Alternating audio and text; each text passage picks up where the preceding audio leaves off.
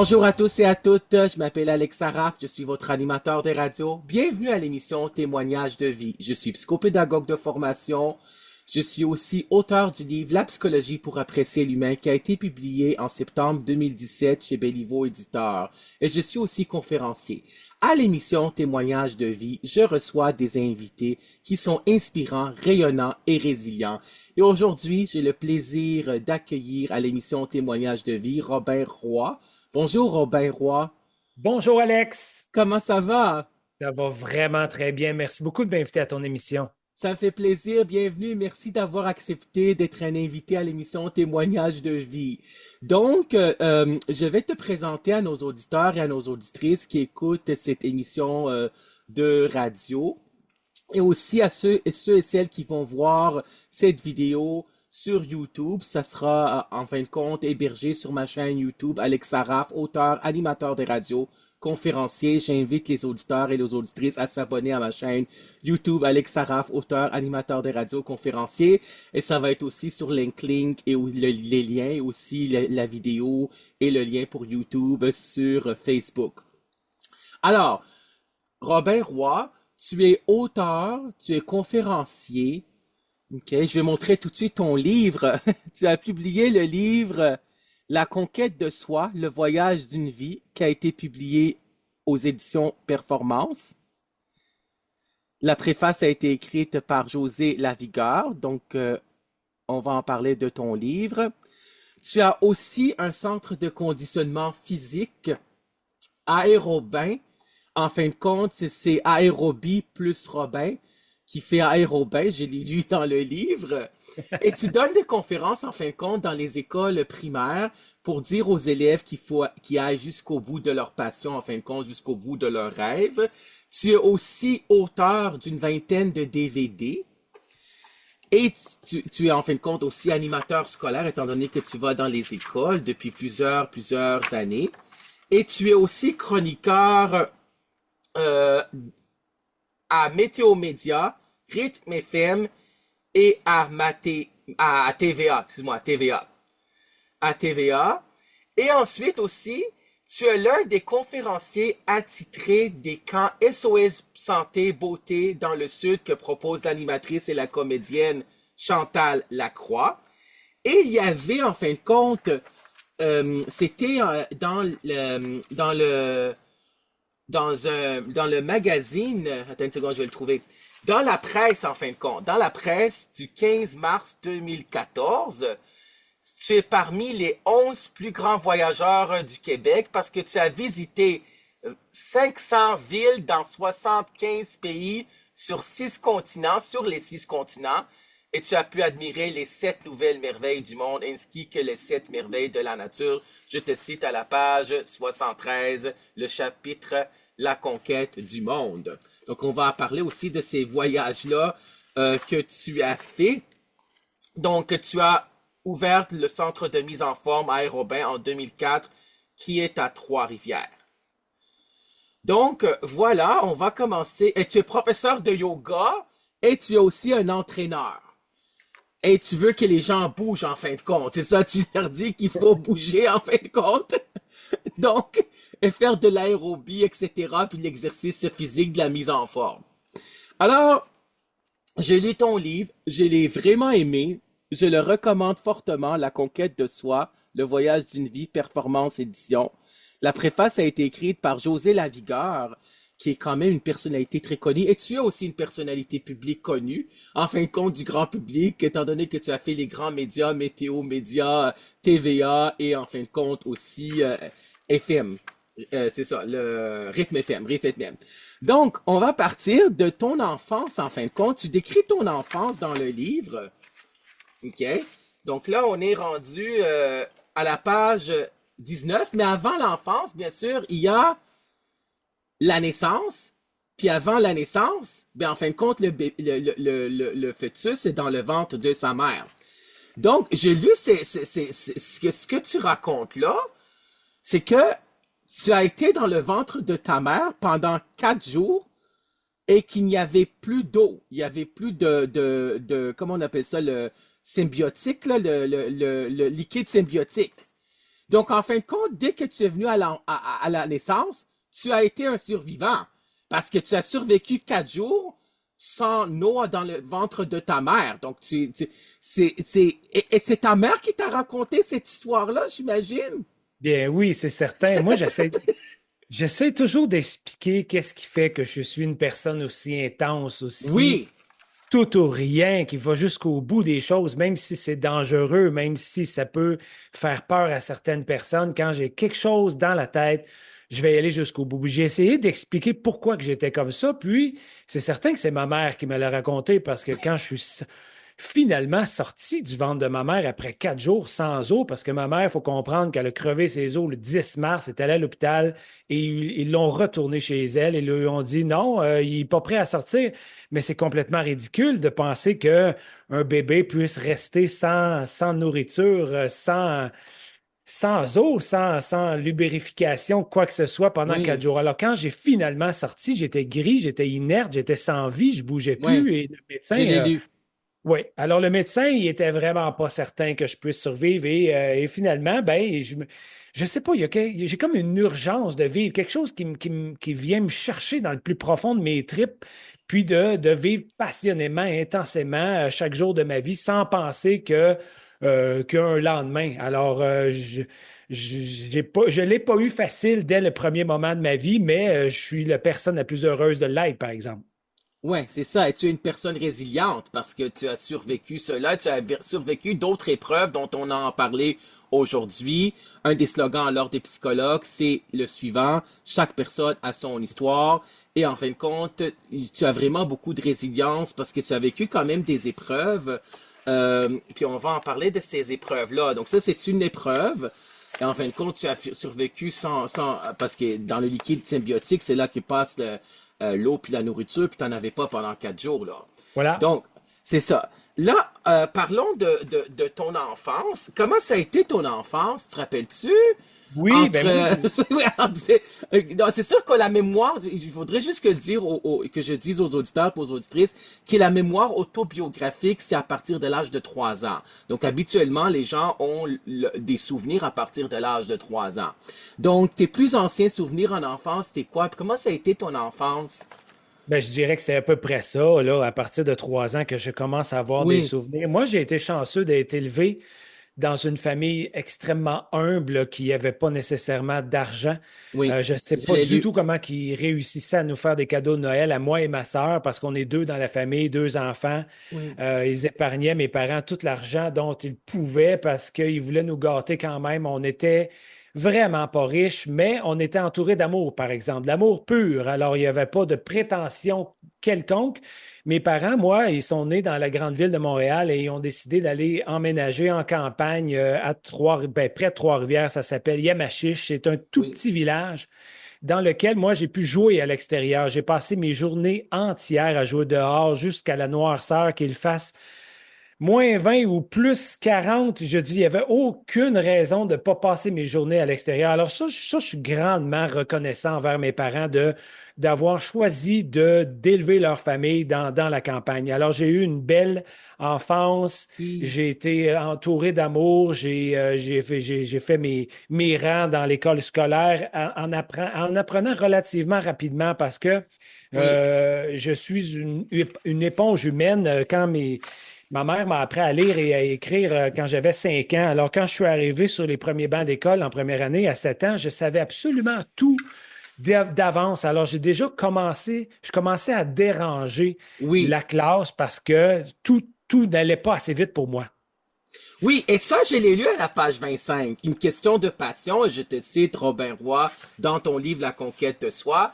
À l'école, j'étais un élève doué sans avoir vraiment besoin d'étudier. Mes matières favorites étaient la géographie, l'éducation physique et l'anglais. Et vous savez quoi? C'est encore le cas aujourd'hui. C'est d'ailleurs le message que je transmets aux jeunes élèves des écoles primaires où je donne des conférences, celui de poursuivre nos passions jusqu'au bout, car ce sont elles qui nous définissent. Donc, tu cultivais tes intérêts, et c'est ça, l'enseignante a appelé mes parents, je te cite encore dans ton livre, pour se plaindre du fait que je dérangeais tout le monde parce que je savais déjà tout. Donc, vrai que les, les élèves dérangent à l'école primaire quand ils savent tout puis ils sont en avance parce qu'ils s'ennuient. Ils savent pas quoi faire de leur temps après, là. Donc, Exactement. oui. Oui, vas-y. Vas-y, vas-y. Je te dis, vas-y, Ben, je t'écoute. je voulais dire que cet élément de connaissance avancée en Oui. comparation des autres élèves, c'est transposé jusque dans l'école secondaire où là, en secondaire 5, je me souviens très bien, puis on parlait justement des intérêts les plus importants pour moi qui étaient un de ceux-là, les langues étrangères. On avait eu un cours ben, dans le cours d'anglais.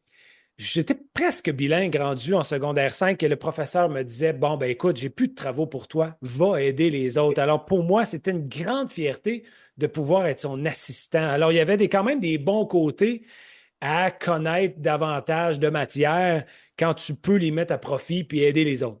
Ben oui, et c'est ce que tu fais en fin de compte dans ta vie avec l'aérobie puis la mise en forme, puis en fin de compte l'éducation physique là, comme professeur de yoga aussi. Oui. Donc ouais, c'est ça. Je sais pas si je l'ai mentionné, mais exactement.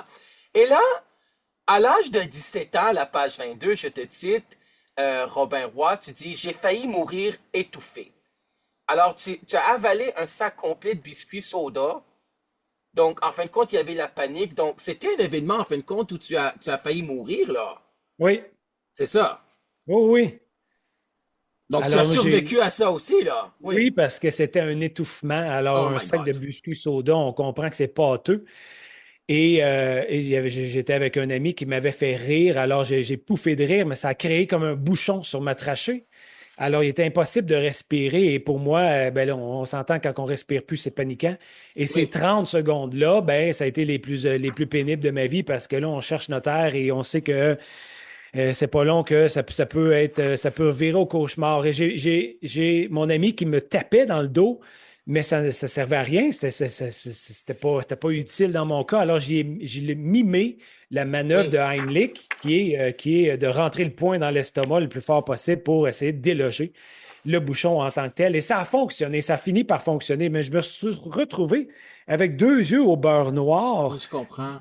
parce qu'à cause mes yeux étaient pratiquement exorbités. Alors, c'était une dure épreuve, mais ça m'a fait réaliser à quel point je vis sur une espèce de corde raide. Tu sais, ma naissance m'a amené à vivre une vie intense, mais je peux pas vivre une vie de facile dans la facilité, dans l'ombre. Il faut absolument que je sois en avant-plan. Ça peut amener son lot de circonstances ou de risques, mais je suis prêt à les prendre.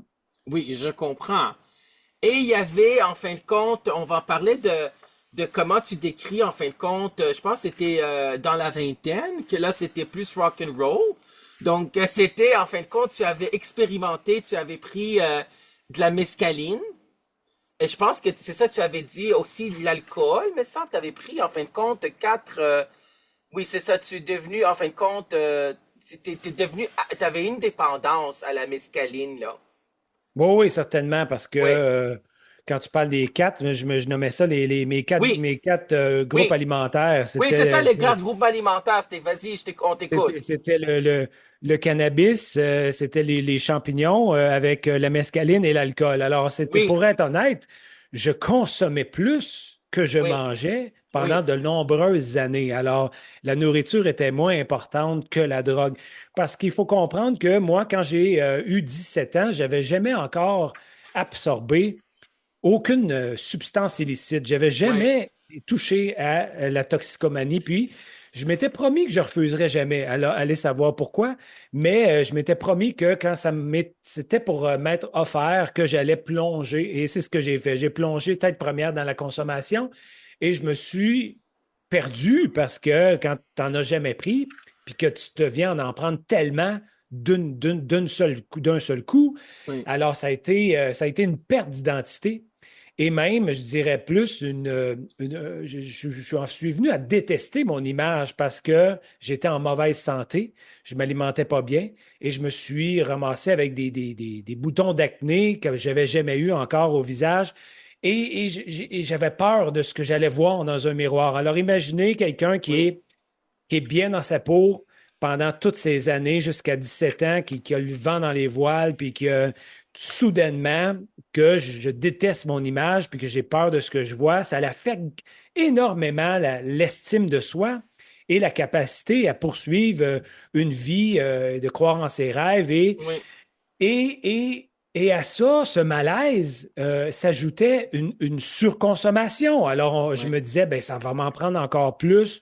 Je veux me geler tellement que je veux plus savoir qui je suis, je veux plus me reconnaître. Alors, j'ai failli faire quelques overdoses, quelques Oh my God. surconsommations. Oui, Oui, je alors, comprends. et tout ça, ça a duré de nombreuses, nombreuses années dans lesquelles je me suis complètement créé mon propre enfer. Ouais, je comprends, parce qu'à la page 33, c'est ça ce que j'ai lu. Et je te cite encore Robin Roy. Cet usage excessif de substances chimiques a complètement altéré ma vision des choses. À cette époque, je prenais plus de drogue que je n'avais de nourriture. La mescaline, les joints, ça veut dire marijuana, la bière et le LSD constituaient mes quatre groupes alimentaires. Je ne pouvais pas passer une seule journée sans me geler. Ça veut dire prendre ces drogues-là, en fait, les quatre groupes alimentaires, LSD, bière, mescaline et joint. Puis comment tu t'en es sorti de cette toxicomanie, de cette dépendance? C'est certain que c'est difficile parce que pour la plupart des gens, on croit que cet apport-là exogène qui vient de l'extérieur nous Oui. apporte un répit puis nous fait oublier les choses. Mais ce qu'on ne se rend pas compte, c'est que on est pris dans un tourbillon. Alors, il faut absolument s'en sortir. Pour beaucoup de gens, le déclic, il ne se fait pas automatiquement. Ça peut prendre des années parce qu'on Hmm. peut se convaincre qu'on en a besoin. Moi, j'ai été chanceux d'avoir eu ce déclic-là. C'était une journée où ma mère est venue récupérer un livre qu'elle m'avait prêté dans le but d'essayer de me faire réfléchir sur le côté positif de la vie. Je pense que c'était un livre de Paulo Coelho, je me souviens pas Hmm. trop. Je pense que c'était ça. Et elle m'a dit, j'allais chercher le lundi matin. Mais moi, j'avais complètement oublié qu'elle était pour venir le récupérer. Alors, j'avais passé la nuit sur un cocktail de cocaïne et de mescaline. Et je m'étais endormi à 8 heures du matin, les yeux ouverts, et c'était vraiment pénible à voir quand elle est venue rentrer dans ma chambre. Alors, elle a pleuré en voyant mon état et elle a voulu me réveiller, puis ça lui a pris une dizaine de minutes à me réveiller et ça m'a pris une autre dizaine de minutes à la reconnaître. Alors, je me souviens très bien que j'essayais de reconnaître c'est qui me parlait et c'était ma propre mère. Alors, elle est repartie en pleurant et c'est là que j'ai réalisé, c'est là ce déclic-là chez moi qui a fait comme, OK, là, je suis vraiment en dehors de mon chemin. Il faut que je me remette sur le bon chemin. Il y a quelque chose qui fonctionne plus dans ma vie. Je fais pleurer ma propre mère. Oui. Alors, il faut absolument que je me reprenne en main. Et ce qui s'est passé, c'est que je me suis assis les yeux fermés, et j'ai écouté. J'ai dit, OK, garde, on ne fait plus rien, là. On se ferme les yeux, puis on écoute. Et il y a une voix intérieure qui m'a dit, Oui. tu pourrais faire du bien à plus de gens, tu pourrais avoir un public plus large que les auditoires, parce que j'étais musicien, puis on jouait de la musique, mais de la musique très brutale. Alors, nos spectateurs, c'était 10, 12 personnes, eux aussi gelés, là, pour la plupart, qui nous écoutaient. Alors, il y a quelque chose qui me disait, écoute, tu pourrais faire quelque chose de bien avec ta vie. Puis j'ai décidé de suivre cette voie-là. Oui, bien sûr. Et moi, j'aime beaucoup l'expression qu'on dit, il y a des gens qui nous ramènent. Puis j'ai écrit aussi dans mon livre La psychologie pour apprécier l'humain, qui a été publié chez Béliveau Éditeur.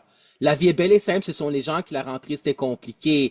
Donc, et les gens qui nous ramènent, c'est les gens qui vont, en fin de compte, nous ramener à la réalité, soit par leurs gestes, soit par leurs paroles, puis nous disent la réalité telle qu'elle est, puis là, on s'en rend compte, en fin de compte, on est en train de faire une introspection, une réflexion personnelle qui consiste à décrire ce que je ressens, ce que je pense, puis on fait une réflexion personnelle parce que tu voulais, en fin de compte, t'en sortir, donc félicitations pour cela.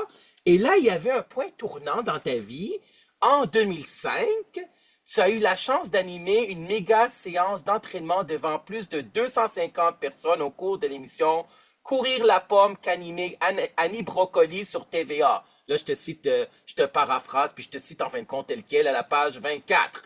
Donc, est-ce que tu connaissais Annie Brocoli avant?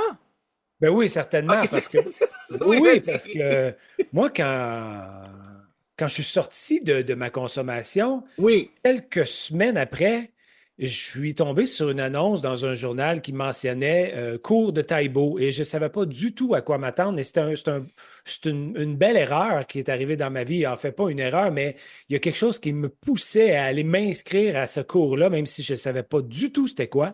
Et j'ai découvert que c'était c'est à ça que j'allais servir dans la vie, être entraîneur, être quelqu'un qui était pour être devant les autres et les motiver à devenir des meilleures personnes. Parce que oui, je suis entraîneur dans le sens où j'aide les gens à être en forme, mais pour moi, le message va beaucoup plus loin. Le message va dans le mental aussi, dans l'esprit, être une meilleure personne, pas simplement au niveau physique. Alors, les portes se sont ouvertes pour moi. Quand tu fais des bonnes choses dans la vie, les portes vont s'ouvrir toutes seules. Alors, je suis tombé en contact avec cette émission-là et qui faisait le tour du Québec pour promouvoir différentes façons de bouger, puis d'être en forme, puis de faire de l'activité physique. Sachant leur passage à Trois-Rivières, je leur ai offert de venir, de leur proposer un cours de mise en forme en groupe. Et j'ai lancé l'appel à tous. Et ce qui a aidé aussi, c'est que j'étais déjà chroniqueur à Rythme FM, comme tu l'as si Oui, bien mentionné tantôt. oui. Alors, l'appel a été entendu de la population. On était 250 personnes dans la même salle pour accueillir Annie Brocoli et Marcel Bouchard, animateurs de l'émission. Alors, pour moi, ça m'a donné des grandes ailes que j'avais déjà, mais ça m'a donné un élan pour aller encore plus loin dans ma carrière. Oui, et moi j'ai pu parler quelques minutes, là, un bon 2-3 minutes environ avec Annie Procoli parce qu'elle est une autrice, elle a publié un livre sur la dyslexie parce elle est dyslexique, elle est vraiment gentille, c'est vraiment des grands, ce sont des belles rencontres que tu avais fait. Et aussi, tu avais fait la rencontre de José Lavigueur, qui est devenu ton ami. Comment tu as rencontré José Lavigueur? Comment cette rencontre-là a eu lieu? José, je dois admettre qu'au début, dans ma carrière, je ne l'aimais pas. Ah oui?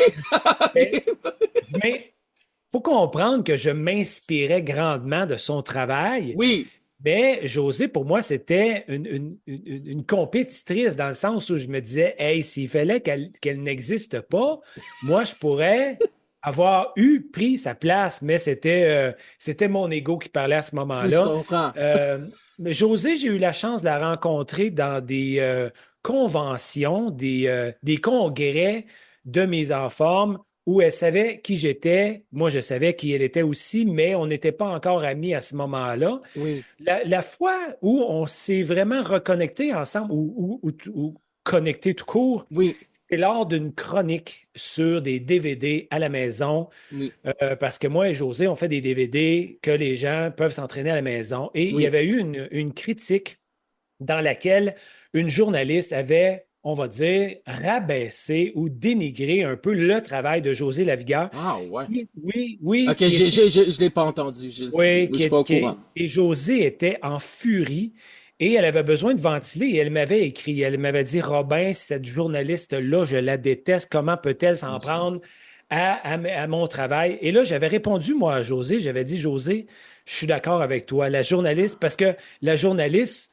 pourquoi elle avait dénigré un peu le travail de Josée, c'est elle faisait la promotion des produits américains, des Hmm, produits provenant des États-Unis. Alors moi, j'avais dit, franchement, José, j'avais dit, la journaliste pourrait commencer en disant, regarde, Robin et José, c'est des pionniers au Québec, là. Vous oui, allez vous procurer leur DVD, là, ça vous oui. prend ça. À part de ça, je vous propose des produits américains. Puis José avait été ravi de la façon dont je l'avais appuyé. Puis ça avait commencé comme ça, notre relation. Puis à un moment donné, elle m'avait demandé d'être. Non, je pense que c'est moi en premier. Oui, j'avais mon livre que tente les Oui, mains, c'est La ça, conquête de exactement. soi. La conquête de soi. Voilà. Ouais, je cherchais la personne idéale, la personnalité publique qui m'a inspiré à devenir un entraîneur tout court, Oui. à écrire la préface et elle a accepté sur le champ. Aujourd'hui, je suis un de ses entraîneurs attitrés dans ma zone fit, c'est sa plateforme en ligne. Alors, on se côtoie, on se laisse des messages. Puis là, prochainement, je vais écrire un article avec elle dans le magazine La Semaine. Alors, Wow, oui, c'est oui, oui, génial. oui, ça va très bien entre moi et José. On est des amis. C'est bien. Et donc, dans la semaine, ça va-tu, environ vers quel mois ça va sortir? Est-ce que tu Je sais? crois que j'avais jusqu'à la mi-juillet pour l'écrire, sûrement à l'automne, à la rentrée À la rentrée. Donc, 2024. quand cette émission sera diffusée, mais en fin de compte, ça va être déjà diffusé. Ça va déjà, c'est pas grave. Ça va être déjà dans la semaine à l'automne 2024. Quand vous écoutez cette émission, ça va être déjà novembre, décembre 2024 et plus tard aussi quand ça va être en rediffusion. Donc, eh bien, félicitations, c'est Merci. vraiment génial, c'est vraiment une personnalité publique et j'aimerais ça le souligner aussi parce que je ne suis pas ces DVD-là, j'écoute pas beaucoup les nouvelles depuis les dernières années, j'ai seulement écouté les nouvelles pendant 3 ans, pendant la pandémie ou quand il y avait la grève étudiante parce que j'étais enseignant au cégep pendant plus que 20 ans. Donc, tes DVD, tu as une vingtaine de DVD. Le premier DVD, tu l'avais fait en quelle année? Tu l'as créé en quelle année? Tu es l'auteur de ce En- DVD-là en quelle on l'a année? tourné en 2002. Ça, OK. c'était assez avant-gardiste, on va dire, à ce moment-là. Il n'y en avait pas beaucoup.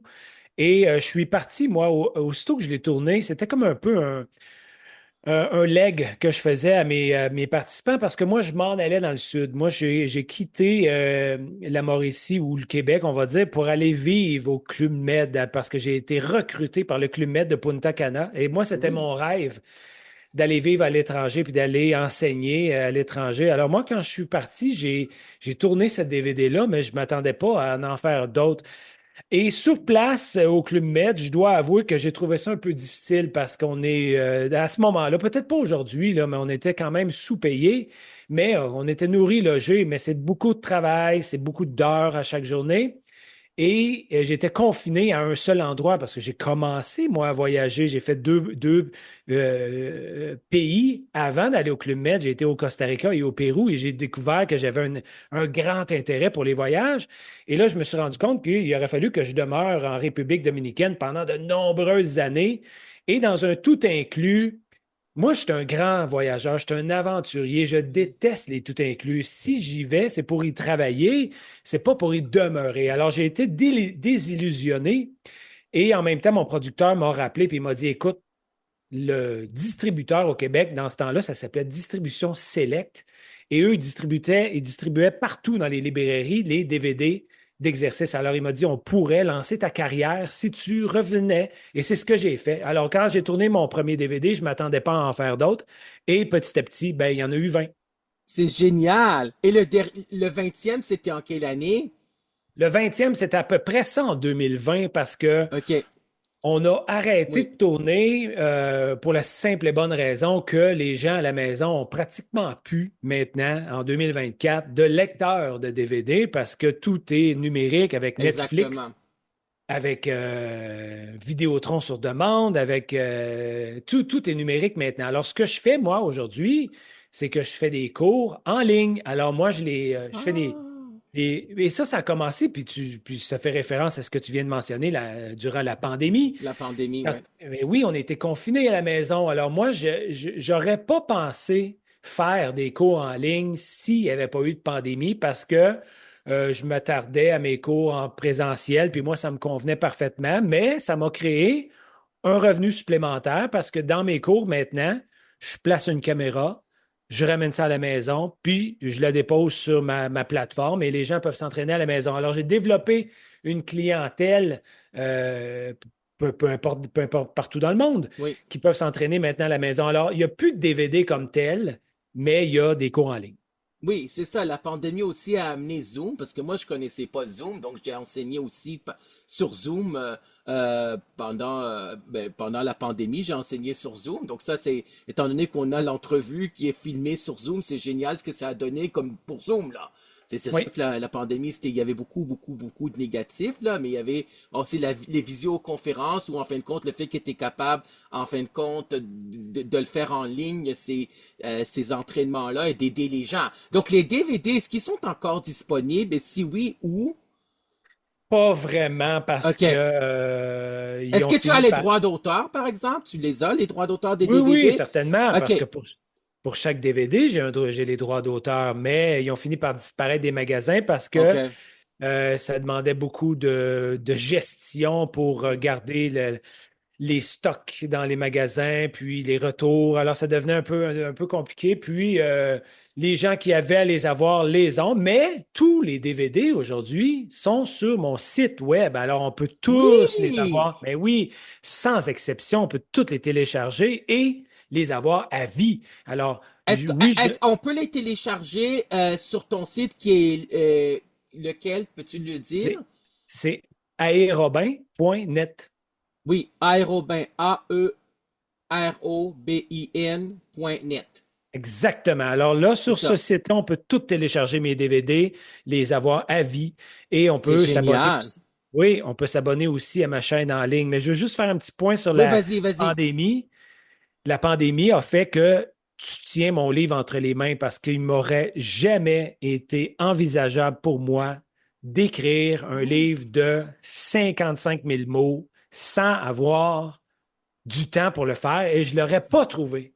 Je suis Exactement. certain aujourd'hui, en 2024, que Ouais, j'aurais jamais eu ouais. le courage et l'élan et le temps pour mettre ça sous presse. Alors moi, je remercie la pandémie, pas pour ce qui est arrivé de négatif, Oui, mais pour ce temps-là.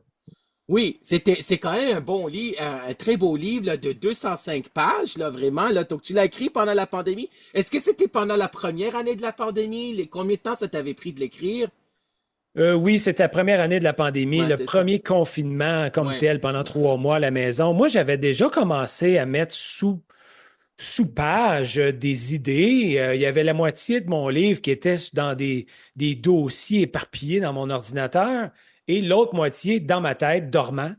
Et quand ce 3 mois est arrivé, mes doigts se sont placés sur mon clavier et ils n'étaient plus arrêtables. Alors, mes doigts n'allaient pas assez vite pour mes idées et ça, c'était fantastique. C'était un beau moment dans ma vie, ça. Oui, et merci à Performance Édition, parce que quand j'ai reçu d'autres invités comme Joanne Lavoie, Oui, qui a écrit excuse-moi, chez Performance Édition. Donc là, Performance Édition je pense, m'avait donné le signet aussi. Donc là, j'ai vu que, en fin de compte, tu as écrit un livre, je savais pas. Donc c'est où ils m'ont je pense que c'est ça comment c'est arrivé. Donc je les remercie, en fin de compte, cette maison d'édition Performance, je la remercie, la édition. Donc euh, là, tu parles aussi, on va parler, en fin de compte, tu as évoqué les voyages. Donc tu parles des voyages à la page 73, comme j'avais dit. Avec tous tes voyages, tu as étudié l'espagnol, l'allemand, le japonais, le russe, le mandarin, l'italien, le portugais, le vietnamien. Donc, en fin de compte, tu parles combien de langues? bon, Courant. Oui, couramment. oui, Oui, vas-y. oui. Couramment, Oui, 3. Alors, trois. anglais, français, espagnol. C'est bon. C'est la Oui, troisième langue internationale, c'est l'espagnol. oui. Moi, Oui, c'est ça.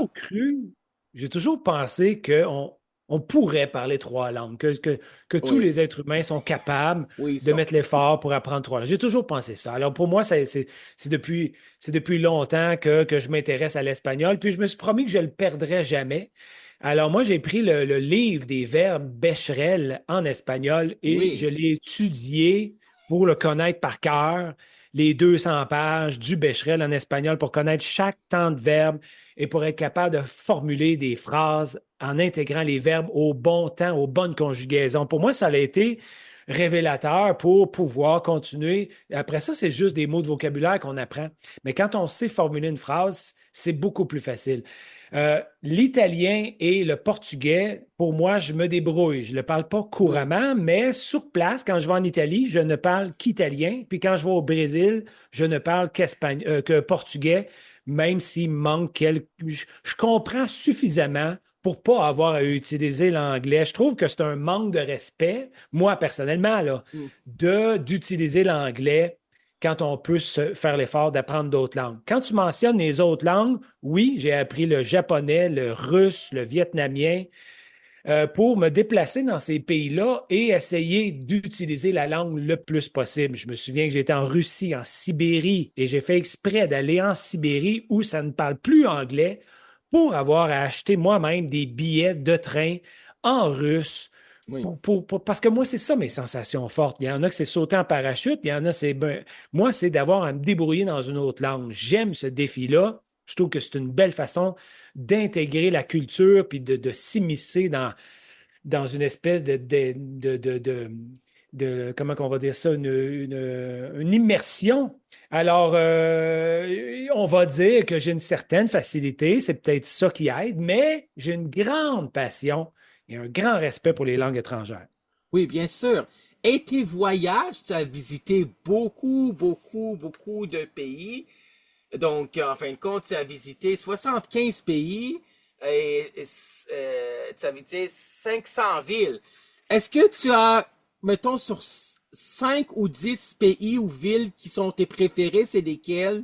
Oh oui, écoute, j'ai beaucoup d'images en tête, hein, parce que Oui, dans 5 ans d'ici, là, les gens se rappelleront plus du prix qu'ils ont payé pour un voyage. On va se souvenir des expériences qu'on a eues. On va se souvenir des oui, endroits par lesquels on a passé. Puis moi, il est là, mon slogan, c'est de vivre des expériences, peu importe comment que ça coûte, parce qu'on n'y restera plus d'argent de toute façon, mais qu'on quitte. Alors oui, j'ai fait le tour, j'ai décidé d'aller au bout du monde. J'ai été jusqu'au bout de chacun des continents, la Terre de Feu en Amérique du Sud, le Cap de Bonne-Espérance en Afrique, la Tasmanie, en dessous de l'Australie. Je vais le plus loin que je peux parce que ça nous sort de notre zone de confort. Tu sais, il y a des gens qui me disent des fois, moi j'ai été 22 fois à Cuba. Je fais comme, OK, mais je veux dire, peut-être que cette personne-là a une grande famille et a besoin de relaxer, je comprends, mais moi, je suis un aventurier et j'ai besoin d'aller vraiment au bout des choses. Alors, je te dirais que mon top 5 de pays, là, le oui, plus beau que j'ai vu, c'est l'Islande. oui, C'est magnifique. Chaque tournant de fjords, de volcans, de glaciers, de geysers, c'est absolument somptueux. Mon pays préféré, celui que je retournerai demain matin, c'est le Japon parce que c'est le pays le plus insolite.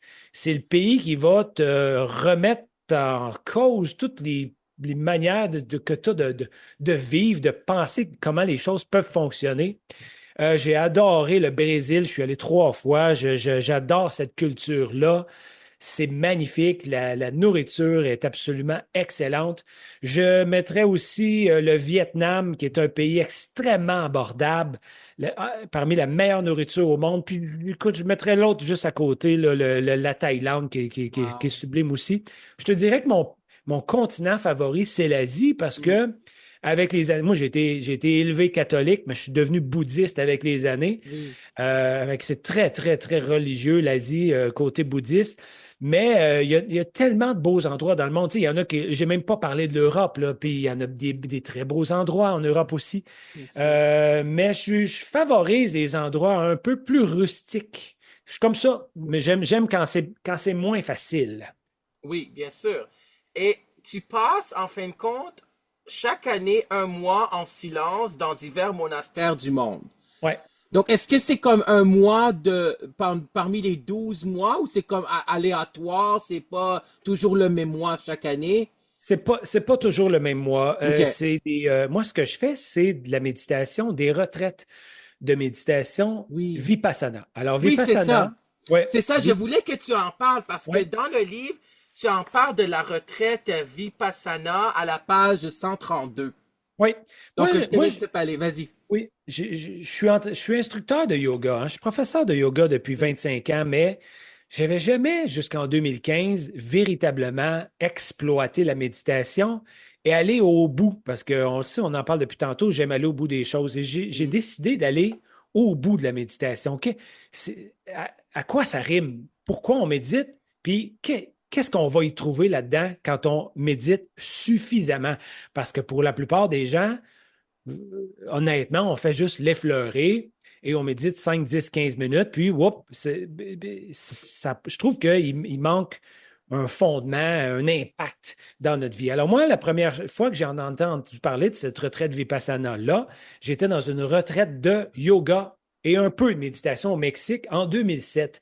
Et il y avait un homme qui m'avait dit dans le groupe où on était, va faire une Vipassana, tu vas voir, ça va changer ta vie. Et j'avais dit, ah ouais, ça consiste à quoi? Ben, il dit, c'est 10 heures de méditation par jour pendant 10 jours. Oui. Alors moi, je l'ai traité de fou et j'ai dit, il n'y en a pas question, j'ai le tour du monde à faire parce qu'en 2007, j'étais peut-être rendu à ce moment-là à une dizaine de pays. Puis aujourd'hui, là tu as dit 75 tantôt, mais je suis déjà rendu à 80. Oh, Alors, wow. ce décompte-là va se poursuivre. Je veux arriver Oui, à bien 100 sûr. pays, Oui. évidemment.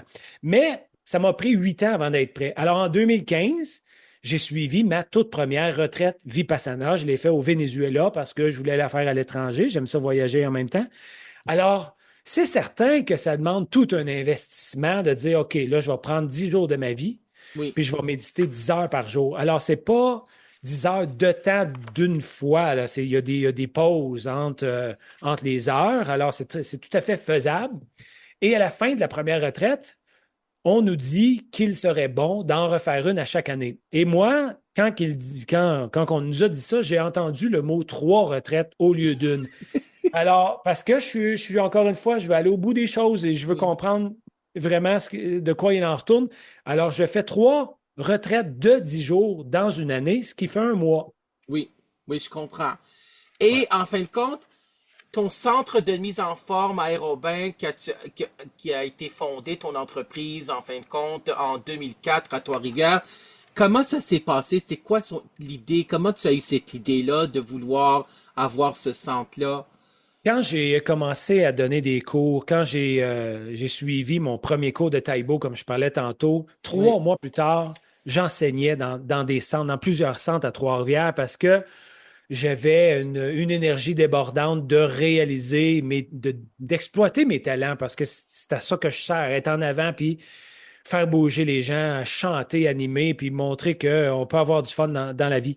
Et j'ai travaillé pour plusieurs centres. Et je reviens à ce que j'ai dit tantôt. Pour moi, être une meilleure personne, c'est pas simplement au niveau mm, physique, c'est au niveau spirituel aussi. Alors moi, oui, quand le cours termine, j'étends les gens, je les fais étendre sur le sol, puis je leur parle. Je leur parle du moment présent, de la pensée positive, du bonheur et de le saisir aujourd'hui plutôt que demain, plutôt qu'attendre, plutôt que de regarder quelque chose de philosophique qui va les faire réfléchir. Pour moi, c'est plus fort que moi, mais en même temps, je respecte en faisant ça la voix qui me disait tu pourrais faire du bien à plus de gens, tu pourrais toucher un public plus large. Alors moi, j'ai un besoin fondamental de faire réfléchir les gens sur leurs conditions de vie, puis d'améliorer la personne qu'ils sont et de devenir meilleur à tous les jours. Et je me souviens très bien que la majorité des centres pour lesquels je travaillais me disaient de ne pas faire ça. Me disaient ça, les gens ne veulent pas entendre ça.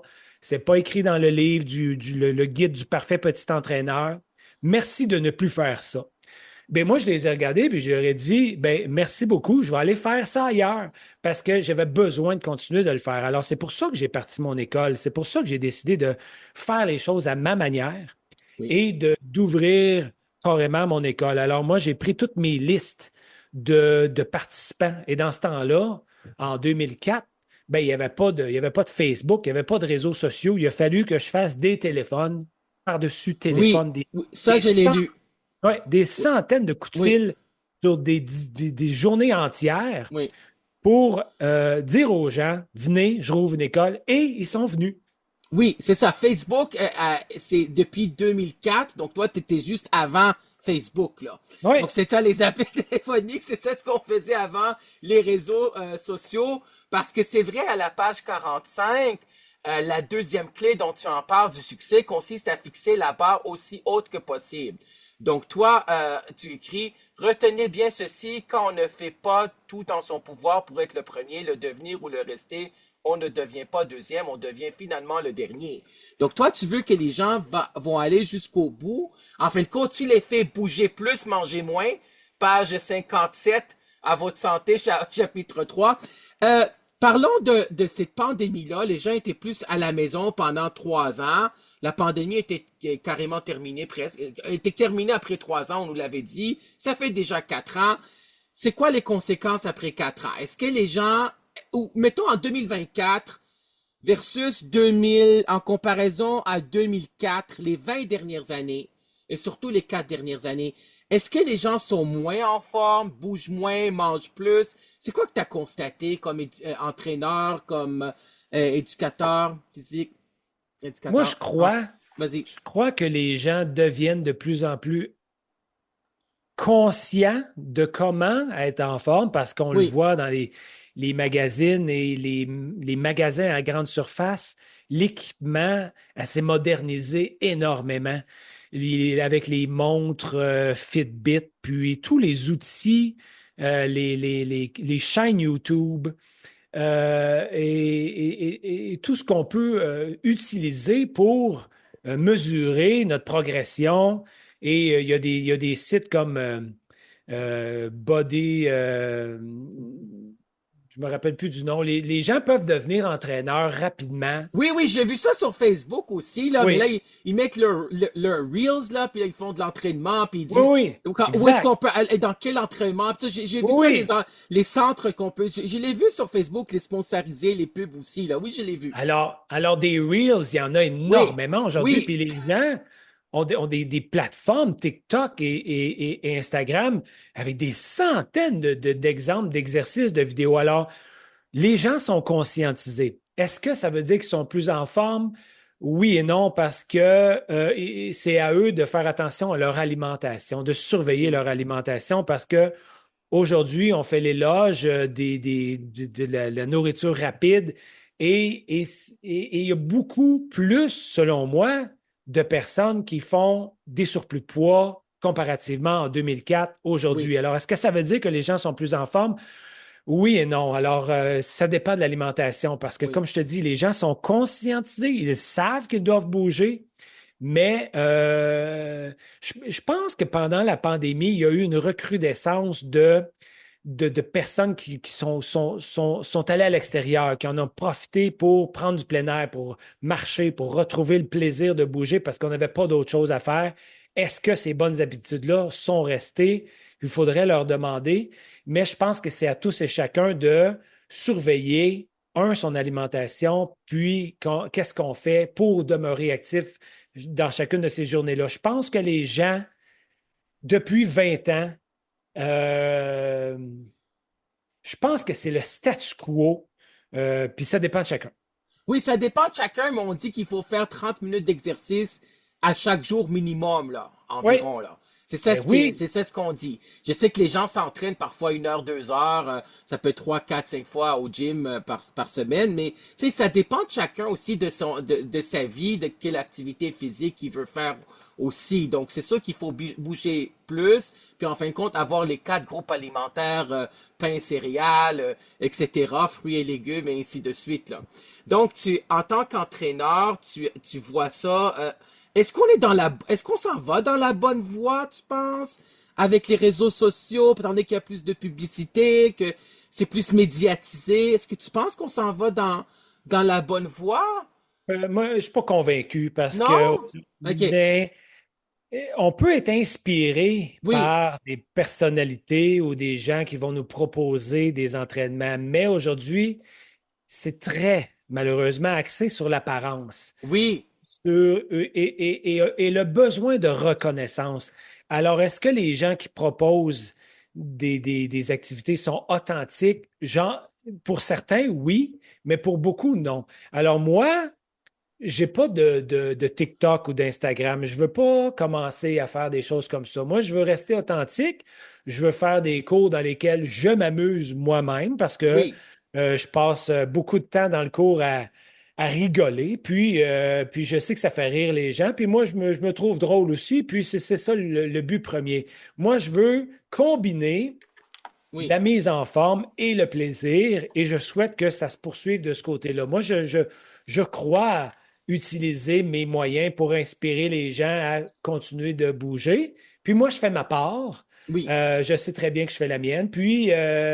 Mais oui, je pense que oui, parce que les gens, autour de nous, il y a beaucoup de gens qui sont malades, qui ont le cancer, puis il y en a dans notre famille, hein. Puis là, on fait comme, ouais, c'est pas, on n'est pas protégé, là. Alors, il faut absolument se prendre en main. Puis je pense que les gens le réalisent. Puis je pense que les gens on va aller dans la bonne direction, c'est certain. Oui, mais c'est ça, les réseaux sociaux font aussi en sorte qu'on a Facebook, puis je t'avais contacté, je t'avais écrit sur Messenger par rapport Oui. à mon émission de radio pour savoir si tu voulais être un invité, puis merci infiniment encore d'avoir accepté. Donc, on peut te retrouver sur Facebook, sur ton site web. Est-ce qu'il y a LinkedIn, est-ce qu'il y a d'autres réseaux sociaux? Non, Ok, c'est correct. c'est pas mal ces deux-là. Je me contente de ça. Quand je fais Ok, des publications, je les fais sur Facebook. Puis oui, si ça mord, tant mieux. Moi, j'ai même pas de liste de courriels, de newsletters. Ah oui, non, ça, je comprends. Moi, je Pas réponds tout à le mes monde qui a courriels. ça. Je sais, je réponds à mes courriels et ça finit là. Si l'univers me permet de poursuivre plusieurs années comme ça, tant mieux, mais je ne courrai pas après la reconnaissance. Je comprends. Et les gens qui veulent aller s'abonner à ton centre de mise en forme aérobin, oh my God, excuse-moi, aérobin, ils peuvent t'écrire sur Facebook, sur ton site, c'est ça? Oui, ils peuvent m'écrire Ok. sur Facebook si vous regardez Robin Roy Oui, sur Facebook ou tout simplement, j'ai deux pages. L'autre, c'est Aérobin sur oui, Facebook, justement. Et mon aéro. site, c'est aérobin.net. Alors, sur mon Oui, site, ben là, ils peuvent m'envoyer un courriel, ils peuvent regarder l'horaire, ils peuvent se procurer mes livres, ils oui. peuvent s'abonner à ma chaîne en ligne, ils peuvent télécharger mes DVD. Alors, tout est là.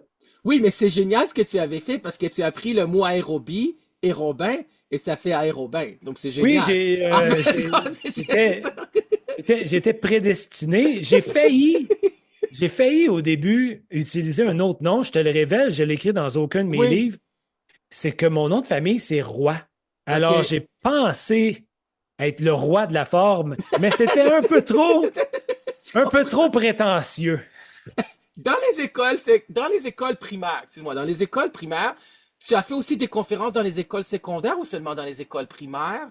C'est surtout dans les écoles primaires. Ok, c'est Les ça. écoles secondaires, c'est plus rare. Ma clientèle cible, parce que je fais pas seulement leur parler, je les fais bouger aussi. Oui, ok. Donc tu vas dans les classes ou tu vas dans les cours d'éducation Normalement, physique? normalement, on se réunit soit dans le gymnase Ok. ou à l'extérieur sur le terrain de soccer ou peu importe.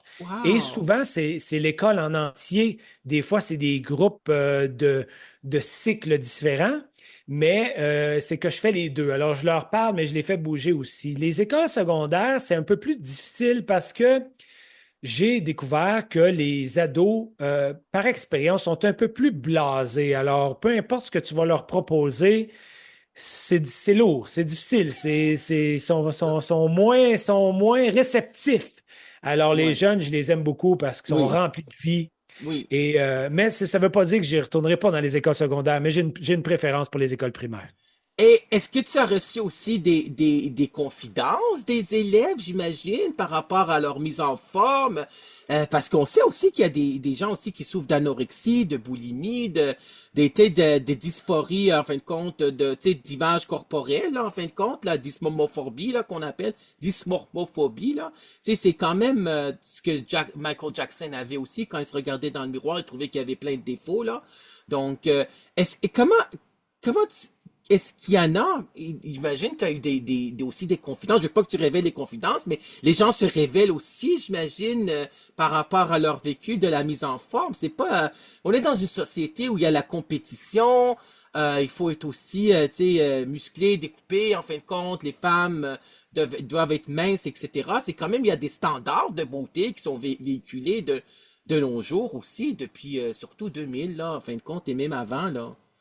Oui, c'est certain. Puis, pour répondre à ta question, bien Ouais, sûr, et ça, c'est un beau cadeau de la vie pour moi ouais. de recevoir, je te dirais, régulièrement des témoignages, autant au niveau transformation physique, oui, Mm. amélioration de notre composition corporelle, mais aussi de leur façon de penser, parce Mm. que il y en a beaucoup que mes façons de voir les choses les ont aidés à traverser Oui, certaines épreuves de leur vie. Alors, pour moi, c'est la plus belle des rémunérations, puis c'est ce qui confirme que je suis à la bonne place au bon moment. Puis oui, j'essaie d'inspirer les gens à être des meilleures personnes, puis à faire attention à ce qui les ingère, autant au niveau corporel que ce qui se met dans la tête en visualisant, puis en regardant certaines choses, en se comparant aussi. Puis j'aime le point que tu soulèves sur l'estime de soi, puis la oui, façon dont on se voit.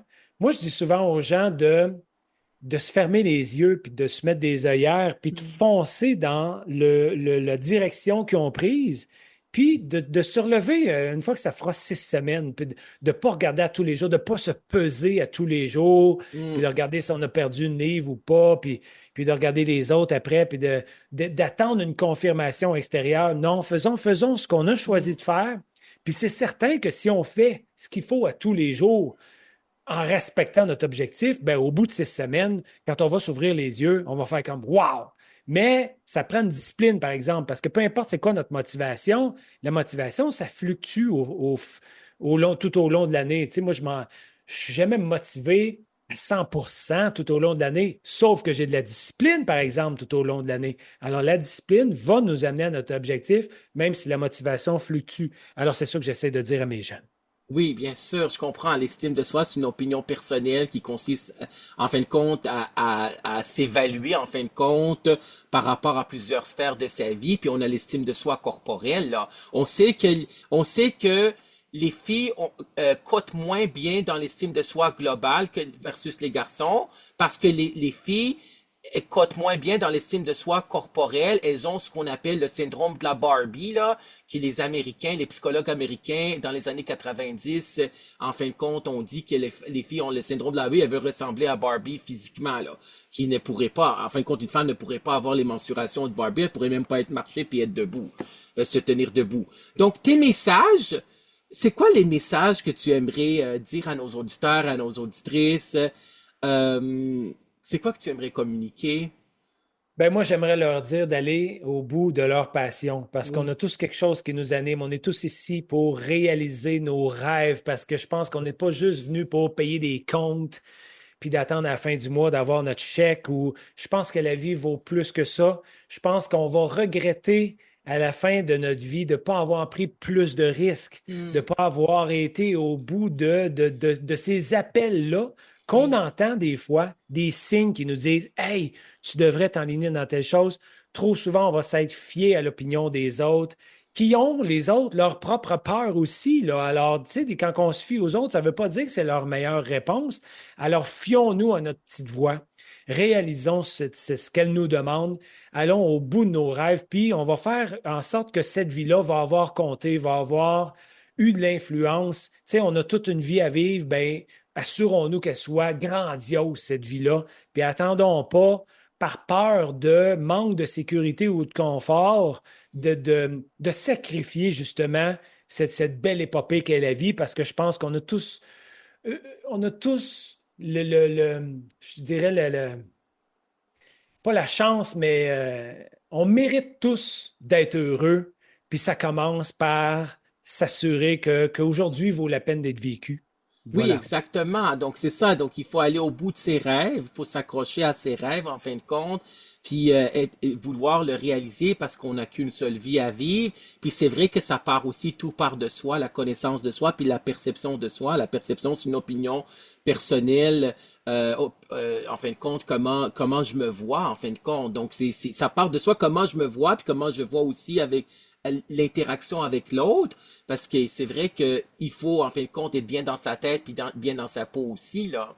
Fait que ça, c'est un autre, tu sais, on le dit souvent, là, en fin de compte. Donc, là, donc j'ai hâte de lire l'article qui sera dans la semaine. Tu m'enverras ça sur Messenger quand l'émission va être C'est diffusée. certain. J'invite les gens à aller voir, à aller lire, en fin de compte, cet article dans la semaine. Félicitations. Tu es vraiment aussi une personne résiliente parce que dès quand tu étais dans le ventre de ta mère, 4 jours, comme on avait dit, sans nourriture ni eau, ni de l'eau, là. Donc là, t'es la résilience, tu as vécu des choses aussi, des épreuves par rapport à la dépendance, la toxicomanie, etc. Puis tu t'en es sorti. Donc la résilience, tu es la preuve aussi qu'un rêve peut se réaliser. Et c'est ça ce que tu avais fait. Tu as réalisé ton rêve, tu es allé jusqu'au bout de tes rêves. Est-ce que tu as d'autres projets qui s'en viennent à part ce que tu as réalisé? Tu as quand même réalisé beaucoup, là. Ben, c'est drôle que tu parles de résilience Oui, parce que le 22 juin, ça fait exactement un petit peu plus que 3 semaines. Alors, on enregistre présentement oui, à la mi-juillet. oui. Alors, il y a à peu près 3 semaines, j'ai fait un accident de scooter. Oui, ça, je l'ai vu sur Facebook. C'est en 2024, juin 2024. Je l'ai vu sur Facebook. Bon, ben ça fait Oui, 3 semaines. J'ai oui. eu un accident de scooter et je me suis Tu étais en fracturé. chaise roulante. Oui, je l'ai Oui, vu. oui, oui, Oui, oui, je l'ai vu. Oui, oui. je me suis fracturé 4 os de mon corps. Alors, présentement, c'est la première fois que je suis assis pendant 1 heure là, à pouvoir demeurer assis depuis ces 3 semaines-là. Alors, j'ai encore une botte qui protège mes fractures aux pieds. Oh my God! Et ici, j'ai une fracture à la clavicule. Alors, c'est pas facile parce que ça fait extrêmement mal Ah, d'avoir je 4 fractures au comprends. même moment, mais je Oui, suis toujours dans la résilience. J'ai toujours tenté de continuer de prendre ça du bon côté sans me demander est-ce que j'aurais pu faire les choses autrement. Non, la mhm, vie m'a lancé par terre. Alors, tout ce qui me reste à faire, c'est de me relever puis oui, d'inspirer les gens à continuer de toute façon. Alors, oui, on parle de résilience, ça continue encore aujourd'hui. oui, Et j'invite les gens à se connaître davantage. Tu parlais de se connaître. Pour oui, moi, ce qui m'a aidé le plus à me connaître, c'est évidemment la méditation. oui, Alors, j'invite les gens à essayer de trouver un moment chaque jour pour faire rien, rien d'autre qu'être assis les yeux fermés, puis d'aller explorer leur intérieur qui, je oui, crois, manque de profondeur, manque de connaissance. Alors, on a tout un schéma intérieur à aller explorer, mais ça se fait seulement les yeux fermés. Alors, j'invite les oui. gens à ajouter un petit moment de méditation dans leur journée. Oui, mais tout d'abord, je suis désolé que tu as vécu cet accident-là. Je peux comprendre, je peux essayer de comprendre parce que je l'ai vécu moi-même. Habituellement, je parle pas de ma vie personnelle en ondes, mais je vais le dire. J'ai vécu aussi en fin de compte, mon poignet gauche était en fragments. J'ai cassé Wow! mon poignet gauche en fragments il y a 13 ans. J'avais aucun degré d'extension. J'avais 5 degrés d'extension pour lever la main. Et c'est revenu à 90%. J'ai fait un rétablissement complet. Après 2 ans, j'ai fait, en fin de compte, j'ai vu tellement de physiothérapie. J'ai fait tellement de physiothérapie avec des physiothérapeutes. J'en avais comme 15. J'ai fait de la physiothérapie chez moi 2, 3 ans. 2, 3 ans. 2 ans. 2 ans pendant 2, 3 heures à chaque jour. Donc, je te Wow! souhaite vraiment un bon rétablissement complet et rapide. Je sais que ça doit être Merci. difficile, ça doit être une épreuve, mais vraiment courage. Porte-toi bien, puis merci d'avoir accepté, d'avoir fait. Parce que moi, quand j'ai vu ça sur Facebook, je savais pas si on allait faire l'entrevue aujourd'hui, mais vraiment, merci infiniment d'avoir accepté. Je voulais, en fin de compte, que d'avoir fait cette entrevue, c'est le temps aussi qui arrange les choses, le temps et le soin quand on a une Voilà. fracture aussi. Puis Oui. tu vas te relever, j'en suis certain, parce que tu es une personne vraiment, tu es vraiment un homme résilient, là. La résilience, c'est le fait de rebondir, de traverser les épreuves et de pouvoir les relever. En fin de compte, Boris Cyrulnik en a parlé de la résilience, qui est un neuropsychologue, psychiatre et psychanalyste. C'est un juif qui a vu ses membres de la famille qui a été tués devant ses yeux pendant la Seconde Guerre mondiale. Et on l'a mis en prison pendant 8 ans et demi. À 8 ans et demi, excuse-moi. À l'âge de 8 ans et demi, excusez-moi, à l'âge de 8 ans et demi, on l'a mis en prison, puis il a écrit, en fin de compte, des livres tels que Les vilains petits canards, Un merveilleux malheur, etc. Donc, on va devoir terminer l'entrevue parce qu'on a dépassé le temps, mais c'est correct, juste un petit peu de 2, 3 minutes. Merci infiniment, Robin Roy, d'avoir accepté mon invitation et d'avoir été un invité à l'émission Témoignages de vie.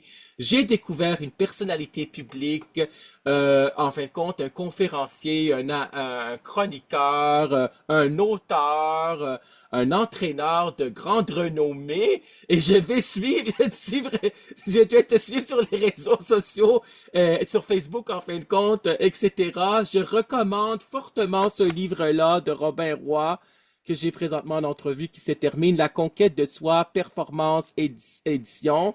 Merci infiniment aussi de donner le goût aux gens de bouger plus, d'être en forme, d'avoir fait tous ces DVD-là, d'avoir donné ces conférences-là. Tu avais vraiment contribué à la société. Là, tu peux en être fier de tes accomplissements. Là. Vraiment, félicitations, bravo. Merci Alors, beaucoup, Alex. ça me fait plaisir. Donc, on termine cette entrevue, cette émission à témoignage de vie. Merci tout le monde d'avoir été là. Merci de nous écouter, de nous suivre sur les réseaux sociaux, LinkedIn, YouTube, Facebook, de voir cette vidéo aussi sur YouTube. Et je vous dis, prenez soin de vous, bien dans sa tête, bien dans sa peau. Au revoir tout le monde. Bonne journée. Prenez soin de vous. Au revoir.